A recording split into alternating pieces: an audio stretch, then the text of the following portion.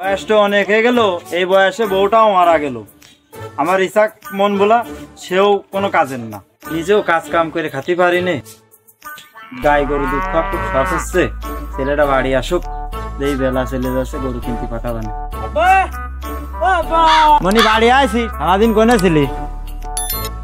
আব্বা আমি ওই কাছের বাল খেলতে গেছিলাম, ওই পাড়া সবদলের ছেলের সাথে। ভালোই তো করেছিস, আমার গাই গরু দুধ খাওয়া খুব শখ হচ্ছে। হাটের বেলাও চলে যাচ্ছে, এনে 20,000 টাকা গরু কিনে নিয়ে আয়, যা। আব্বা তাহলে আমি গেলাম। যা, ছেলে তো আমার মন বলে হাটে তো পাঠালাম, কোনে যে কি করবে না আল্লাহ জানে, মনে তো থাকে না ওর। আব্বা যে কি জন্য টাকা যে পাঠাইলো আমার তো কিছুই মনে নেই। তা যাই দেখি। বাহ, এটা আবার কেডা? এই পথে যখন আমি যাই, মাঝে মাঝে এটা মেয়ে দেখতে পাই।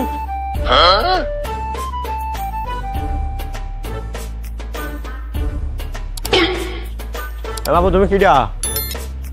বাবু তুমি কিডা? ও এই বাড়ির মধ্যে একটা মেয়ে ঢুকেছে, মেয়েটা কিডা? আমার মেয়ে। আমি ওর প্রথম দেখায় ভালোবেসে ফেলেছি। যাক, বলো একটা পাইছি। মেয়েটা 7 বার বিয়ে দেয়া, ও তো জানে না। দেখি লাইন গার্ড করা যায় কিনা। শ্বশুর আব্বা এলেন 20,000 টাকা, আপনার মেয়ের সাথে আমার বিয়ে দিয়ে দে। বিয়ের আগে শ্বশুর আব্বা করছে, আবার 20,000 টাকাও দিতে যাচ্ছে। এমন সুযোগ কি আর হাতছাড়া করা যায়? দেখি কাজটা করেই দিই। আচ্ছা বাবু, তাহলে আমার মেয়ের সাথে তোমার বিয়েটা দিয়ে দিই। আচ্ছা ঠিক আছে। চলো কাজটা খেলেই দিই।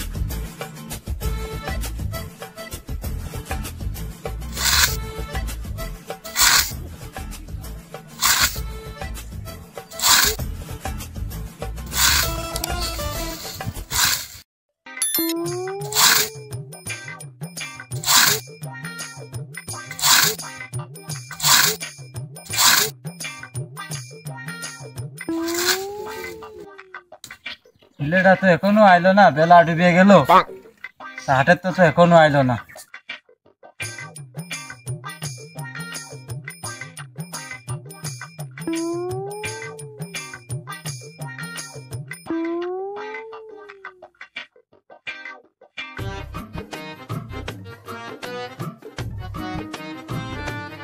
বেলা তো ডুবেই গেল, ছেলে তো এখনো বাড়ি আইলো না।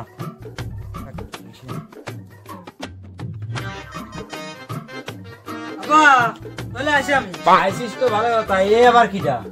আব্বা এটা আমার বউ। সে আমার গরু কো, 20,000 টাকা দিছিলাম, সে 20,000 টাকা কো, গরু তো নিয়ে আসিস।